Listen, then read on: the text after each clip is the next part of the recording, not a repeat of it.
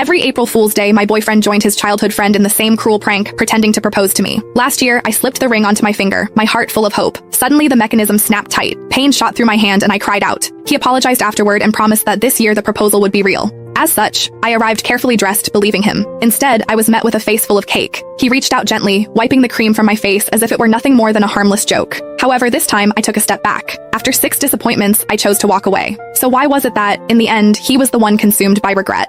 Every year on April Fool's Day, my boyfriend would team up with his childhood best friend to pull the same prank on me. He would pretend to propose. Last year, the two of them laughed like it was the funniest thing in the world, even though my fingers were almost crushed in the process. Later, he apologized and swore that this year would be different. This year, the proposal would be real. As such, when he called me again, sounding urgent and telling me to come to the place where we had our very first date, I believed him. I curled my hair, got my nails done, and spent extra time perfecting my makeup. I picked out a brand new outfit and even drafted the announcement post I was going to share once everything became official. However, the second I stepped through the door, smiling and full of excitement, a thick slab of cake cream slammed straight into my face. Laughter burst out from among the crowd and a girl's voice rang out, bright and smug. I told you Whitney can't take a joke, someone else said. You insisted on calling her. Now look at what's happened. Sylvia huffed and sat on the couch. The mood shifted instantly. The way everyone looked at me turned cold. She was the only girl in their group, the one everyone spoiled. As long as she was unhappy, everyone would rush to comfort her, Nolan included. The first time I met her, she organized a game of truth or dare. When other people got dared, it was just something a little embarrassing. However, when it was my turn, they asked me to do something way out of line in front of everyone. All I said was that it was too much and I did not like it. Sylvia's eyes immediately turned red and she ran out of the room. Everyone ran after her, Nolan too. The welcome party that was supposed to be for me ended with me sitting there alone. He never said anything about it afterward, but from that day on, he never brought me to their gatherings again unless Sylvia said it was okay. Then Nolan looked at me, his brows pulled tight. Whitney, apologize to Sylvia. Before, I would have swallowed everything. I would have forced a smile, apologized, and explained myself just to fit in, just so Nolan would not look bad in front of his friends. I probably would not have even waited for him to ask.